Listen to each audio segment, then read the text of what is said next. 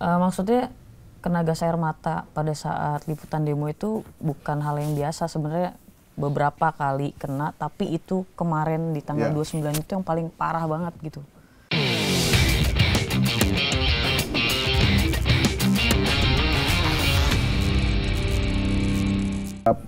Penjarahan rumah artis, Sahroni, segala macam itu, dan beberapa mengcapture bahwa itu situasi yang makin chaos dan kemungkinan ada orang yang bermain di situ. Seperti biasa kalau ada aksi yang beneran, pasti ada aksi yang nggak benerannya kan, dengan merusak, membakar, menjara, itu kayak bagian dari satu rangkaian yang tergantung orang maunya apa nih, gitu. Nah kita nggak bisa nebak juga apakah dalangnya si A, si B, karena yang kalian lihat dari semua rangkaian tanggal 25 sampai akhirnya tanggal 31 sampai akhirnya sekarang agak reda. Bener nggak sih bahwa ini ada yang mendalangi atau ada kode-kode, misalkan kalian melihat ada katanya ada drone, kemudian ada petasan lempar ke atas, ada teriakan, ada yang pakai hoodie warna merah, warna putih, warna hitam sebagai kode untuk merusak dan membakar. Yang kalian lihat seperti apa? Kalau tanggal 25 sama tanggal 28 ya Mas, itu tuh kan memang sebenarnya satu aksi yang nggak diprediksi oleh siapapun ya. Tanggal 25 sama 28 itu masih sangat amat 25 emang banyak yang datang karena seruan, 28 karena buruh gitu. Jadi memang sebenarnya 25 sama 28 yang mendalangi atau memang ada yang mencurigakan, itu aku tidak melihat seperti itu. Karena apalagi tanggal 25, aku justru melihatnya dari tanggal 25 yang pagi sampai jam 12 itu murni adalah masyarakat yang kecewa dengan yang kesel aja yang kesel. Iya, karena seperti aku bilang tadi, banyak yang lewat gedung DPR lihat nih, oh ada ini, terus dia menepi, bikin konten, pergi lagi. Gitu. Memang yang agak aku tanyakan adalah awal-awal yang itu tadi, masa yang dari Semanggi blokade itu datang dari mana mereka gitu. Maksudnya apakah mereka lihat dari media sosial, TikTok kan ramai banget pada waktu itu, sinyal juga masih bagus kan. Tapi jumlahnya banyak banget tuh. Oh banyak itu bisa aku bilang 2 kali lipat dari masa yang pagi yang di depan gedung DPR. Berarti ada yang drop kali ya? Nah, tidak tahu dari atas langit. Waduh. Atau mungkin karena sinyal kan masih bagus ya. Maksudnya kita mikirnya apakah mungkin sinyal di jam, karena tanggal 28 sinyal udah sulit sekali, tanggal 25 masih bagus dan masih banyak orang yang membuat konten, mungkin lihat dari situ kali di TikTok, oh ada nih ternyata jadi loh aksi massa. Mungkin aku melihatnya dari situ. Kalau aku merasanya tanggal 25 sampai jam 12 siang itu memang masyarakat umum yang mereka murni kecewa gitu. Oke. Kalau kamu TJ gimana? Kamu dari mata kamera ngelihat masa yang kemarin, memang mereka ada yang memang karena kesal, atau ketika terjadi perusakan, pembakaran, ada yang menyulut atau kode-kode apa yang kamu tahu?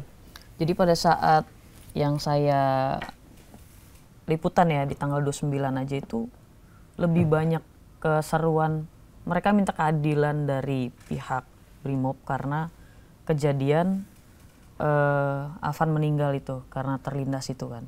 Jadi sebenarnya mereka tuh yang dari pihak ojol tuh lebih menyerukan, kita minta keadilan, ini teman kita yang meninggal gitu. Keluarin dulu deh siapa itu driver yang nabrak. Karena kan mereka taunya itu diamankan di situ kan, makanya mereka berkumpul di sana. Sebanyak ojol itu rata-rata mereka cuma menyerukan keadilan buat Afan. Oke. Saya juga sempat nanya ke ojol waktu tanggal 29 itu, Mas ngapain? Ya solidaritas saja. Dan cuma itu aja yang mereka, nggak ada yang dalangin, nggak ada yang nyuruh, cuman setiap yang datang, Mas nggak narik, nggak nih mau ke sini dulu lihat solidaritas. Jadi benar-benar murni pada saat itu. Nah pada saat itu yang menyerukan itu yang memang kejadiannya dia ngelihat di samping Afan kejadiannya. Jadi sambil terisak-isak gitu, maksudnya sambil nangis. Saya ada Pak di sebelah saya lihat gitu kondisinya. Itu menurut dia ini? Iya, karena posisinya pada saat itu saya lagi ambil visualnya beliau ya, maksudnya teman ojol itu. Jadi lebih ke seruan itu aja, minta keadilan, terus pelakunya minta dikeluarin. Nanya nggak ke dia, Afan pada situ lagi ngapain? Apalagi nganter, apalagi memang ikut demo atau? Pada saat itu saya nggak nanya langsung, orang udah banyak banget kan, jadi udah fokus ngambil visual aja. Kan kata Kompolnas, Afan didorong, ada yang dorong, terus jatuh, ngambil handphone atau apa, si rantisnya nggak ngelihat, jadi udah keburu ditabrak, terus karena khawatir akhirnya dia bukannya mundur tapi malah lanjut ya. Gitu. Isunya kan begitu. Oke, nah kan setiap demo pasti ada aja akses yang ditimbulkan ya dari demo yang dilakukan oleh ojol atau masyarakat. Nah, pas tanggal 29 kebetulan saya habis datang ke Mako Brimob Kuitang tuh jam 9 selesai, dan saya balik kantor, makan dulu karena lapar gitu. Terus saya pulang menuju arah Otista, karena rumah saya kan di Bekasi. Nah, ketika di Otista jalanan udah ditutup, saya pikir tutup polisi, ternyata yang tutup warga. Jadi Otista itu udah nggak ada ini. Kemudian saya berhenti sebentar, parkir kendaraan, terus saya jalan ke tengah. Di tengah-tengah rambu udah dirusak, bakar. Dan itu masa dari rumah-rumah, dari kampung-kampung keluar semua tuh, rame. Betul. Dan tanggal 29 itu benar-benar tidak ada polisi sama sekali di sepanjang jalan saya dari Makobrimob, Kebon Sirih, Cikini, sampai Otista, itu nggak ada sama sekali. Jadi pada saat itu Jakarta kayak nggak ada, siapa sih penanggung jawab keamanan pada malam itu. Jadi dan saya tanya sama Mas kenapa ditutup? Mumpung nggak ada polisi kan. Jadi ditutup dari Kampung Melayu terminal sampai yang dari Jatinegara itu ditutup tuh. Jadi mobil nggak boleh lewat. Jadi kita hanya boleh, yang dari Matraman hanya boleh ke Becakayu, yang dari arah arah Cawang itu nggak boleh masuk ke arah Kampung Melayu. Jadi dilempar ke Becakayu juga. Jadi lempar ke BKT gitu, nggak boleh lewat situ. Nah, yang kalian rasakan pada tanggal 29 itu kan liputan terus pulang. Merasakan nggak kekosongan keamanan pada saat itu? Iya. Kalau saya pribadi, karena saya rumahnya di timur, berangkat lewat Otista. Nih yang baru saya ingat, subuh itu memang udah ada sebenarnya. Karena malamnya udah sempat rusuh. Oh iya, subuh ada beberapa ada. Polsek Ciracas udah sempat hancurkan. Iya. Terus lewat lagi sampai ke Polsek Jatinegara yang di Cawang itu udah sempat dibakar. Tapi saya lihat di situ ada pengamanan polisi yang dari Polsek itu ya. Cuman kayak habis kejadian malam itu mereka lagi istirahat di pinggir. Saya maju lagi tuh posisi ternyata di lampu merah Otista itu udah ditutup, udah dialihkan lah. Ada yang putar balik, ada itu. Terus ada beberapa warga yang cuman bilang gini, kan karena yang pengendara motor itu ada yang ngelanjutin ya, tetap nerobos gitu. Mungkin dipikir mungkin motor masih bisa lewat lah gitu. Termasuk saya. Dan saya sempat dengar ada salah satu warga bilang, ya kalau mau mati lanjut aja jalan. Kalau mau jadi korban lanjut aja jalan. Kok bahasanya gitu? Ada apa kan saya nggak tahu ya. Saya terusin jalan. Di lampu merah berikutnya bener tuh. Udah dibakar? Udah ya nggak terlalu rame ya. Mungkin sebelumnya rame banget karena udah ada bakar-bakaran dan masih ada bakar ban yang pas di putaran itu. Iya pas di putaran itu ya, depan sekolah BPS kalau nggak salah ya. Oh iya benar, statistik. Ya. Nah terus ada yang nyebrang, salah satu anak muda lah. Pakai helm oren. Itu aplikasi oren. Oh iya. Terus saya berhentiin, bang mau tanya dong. Ini masih ditutup sampai mana? Soalnya saya mau berangkat kerja. Saya pikirannya udah gitu. Terus dia jawab, masih bisa kak, tapi hati-hati ya di lampu merah situ banyak oli. Udah banyak oli. Oh oke, minggir aja minggir. Terus sampai mana? Enggak kok, nanti lewat lampu merah ini udah aman. Lanjut aja. Dalam hati kok nggak ada polisi. Ya sepanjang jalan itu ya? Betul. Terus memang sepi kan, karena posisinya itu jam-jam masih subuh, sekitar jam 5 lewat lah. Akhirnya udah lewat sampai kantor lah, baru kejadian hari itu. Jadi saya ingat pas abang cerita jalur ditutup itu memang benar, itu udah dari subuh. Dari subuh ya? Pas baliknya pun masih, cuman udah mulai dibuka, jalur udah bisa. Kalau Nisa gimana? Tanggal 29 itu nggak ada pengamanan kan? 29 DPR tuh kayak kuburan Om, gedung DPR. Nggak ada aktivitas sama sekali, karena Nisa kan lewat dalam ya, ngecek lagi apakah masih ada akses yang bisa dilalui oleh teman-teman wartawan. Ternyata nggak bisa. Kita akhirnya standby di luar dari arah Semanggi. Nisa jalan itu memang kondisinya karena waktu itu Nisa ingetnya Nisa malam ya waktu itu sama Bang Aris Setiawan. Kondisinya tuh udah gelap gulita, nggak ada lampu sama sekali. Bahkan ketika kita nyalain lampu kamera gitu, pasti semua mata tertuju kepada kita. Gitu. Jadi gelap aja ya? Jadi gelap gulita. Sepanjang kamu dari rumah pulang gitu juga kosong ya? Nggak ada pengamanan sama sekali ya? Maksudnya tidak ada polisi tampak lah? Ya. TNI pun tidak terlihat ya? Ya jauh lebih sepi dibandingkan hari-hari sebelumnya.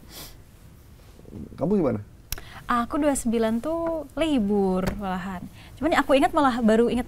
Jadi tanggal 29 karena aku libur, itu teman aku ada yang, kan mereka mendengar situasi di Jakarta gimana. Dia bilang, Rit, Jakarta, rumah kamu Jakarta Pusat, lampunya gimana? Karena Jakarta malam mereka dapat info tuh udah padam semua gitu. Udah padam dari, ternyata dia temen aku kira aku di daerah Senen. Nah ternyata dia dapat info dari media sosial bahwa daerah Senen itu jam 10, 11, 12-an malam lampu udah padam semua. Padamin semua. Iya, udah pemadaman gitu. Kamu dapat atau enggak? Nah, aku baru tahu Mas pas libur. Emang ada pemadaman. Baru deh ternyata dapat info dari teman-teman yang bekerja. Waktu itu Bang ISB kayaknya yang cerita, Bang Indra Setiabudi. Dia waktu itu di Makobrimob. Di Kuitang ya? Ya, dia di sana malam. Bang Dia ISB di Kuitang, aku di DPR. Itu kondisinya juga gelap. Dia bilang, ini lampu udah gelap banget nih, nggak visual jatuh. Visual nggak ada yang bisa diambil itu. Jadi situasinya yang mencekam mungkin emang di daerah situ ya, daerah Kuitang, Senen. Oke. Ini kan demo yang lumayan besar dan memakan korban lumayan banyak ya, bukan cuma Afan yang ada 7 orang kalau nggak salah. Setelah demo 98 reformasi kan kalian juga masih kecil waktu itu ya. Ada yang belum lahir? Belum lahir kali ya? Setahun ya umurnya. Masih kecil lah ya? Iya. Masih kecil. Masih muda banget lagi saya. Terus selama kalian liputan, aksi yang kemarin ini, itu aksi yang menurut kalian lumayan besar, mencekam nggak? Kalau untuk aku pribadi, karena aku kan baru ya Mas, aku baru 2 tahun, memang di antara semua yang demo-demo, kemarin yang paling gede sih, karena berturut-turut 2 hari rusuh dan ricuh dengan tembakan gas air mata juga seperti itu. Cuman sebenarnya kalau misalnya kita lihat, aku ngerasanya dulu tahun 2019 kan juga ada demo KUHAP ya kalau nggak salah. Undang-undang KPK, iya, ada Omnibus Law. Iya, itu juga sebenarnya lumayan besar dan pada waktu itu statusku kan sebagai mahasiswa, aku menyaksikan sepertinya sama besarnya dengan ini. Cuman aku tidak merasakan secara langsung. Gitu. Cuman nggak ada korban lagi pada saat itu? Pada saat itu, nah kurang tahu deh. Karena kan sebagai mahasiswa melihat. Nggak ada korban yang meninggal sih pada saat itu. Oh iya. Kalau TJ yang gimana? Berpengalaman. Dari beberapa kali liputan demo, kemarin sih yang paling berasa banget ya. Kemarin yang paling berasa banget. Maksudnya kena gas air mata pada saat liputan demo itu bukan hal yang biasa sebenarnya. Beberapa kali kena, tapi itu kemarin di tanggal 29 itu yang paling parah banget gitu. Sampai ngerasain gitu kan dampaknya. Gitu sih, Bang. Kalau Nisa sama? Sama sih. Ini besar ya? Sama-sama. Kalau Nisa dulu pernah sih demo yang terbesar selama seumur hidup Nisa ya. Melihat menyaksikan itu di tahun 2020. Waktu itu Jogja pertama kalinya demo chaos. Omnibus Law. Omnibus Law ya. Itu posisi Nisa ada di gedung DPRD dan itu dikepung. Kala itu Nisa kasusnya sama kayak KTJ kepisah. Jadi Nisa sama kameramen kepisah kondisinya dan waktu itu sempat pengunjuk rasa masuk dan mecahin semua ruangan, kaca, meja semuanya, bahkan motor yang ada di situ dibakar kala itu di Jogja. Nisa pikir itu yang paling chaos, paling besar.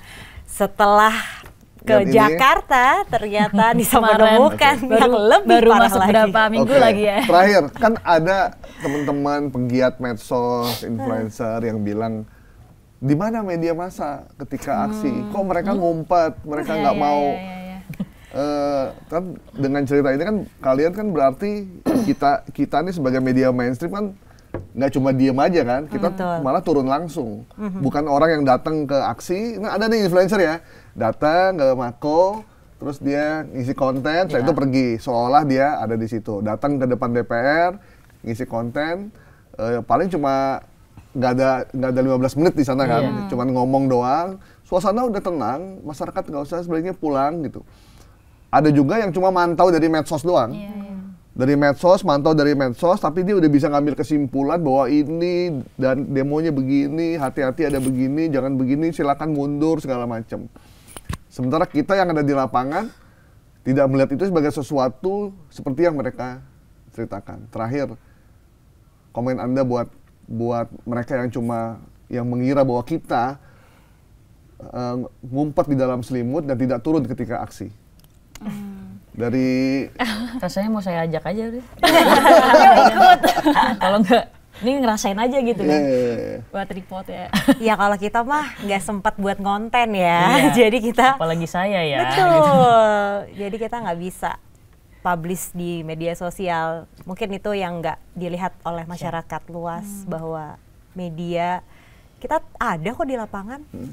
Bahkan aku pun juga sampai program malam pun juga kita terus menyiarkan, ada 3 tim malam itu yang ditugaskan, mana yang kira-kira dia bisa menyampaikan informasi tetap harus naik sampai aksi selesai.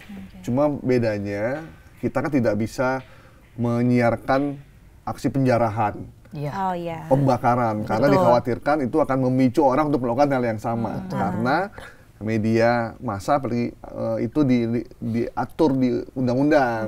Kalau di TV ada P3SPS, ada Iya. undang-undang penyiaran. Iya, Jadi betul. jadi nggak bisa sembarangan kayak teman-teman di media sosial yang semuanya juga bisa direkam ya, bisa disampaikan ke publik karena kita punya kode etik. Betul. Oke, baik. Anissa, Amrina dan juga Mbak TJ, thank you. Terima kasih banyak. Semoga ini jadi pengalaman yang berharga untuk liputan berikutnya. Yang penting kita selamat dulu, karena kalau dalam liputan tuh Tidak ada. nyawa itu tidak ada yang lebih penting dari nyawa gitu. Setuju. Gitu, saya setuju banget.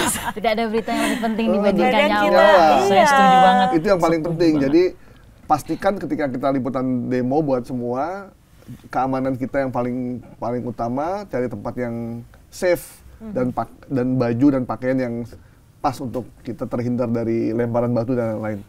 Thank you ya, semoga ini jadi insight yang bagus buat masyarakat bahwa media massa hadir untuk publik ya.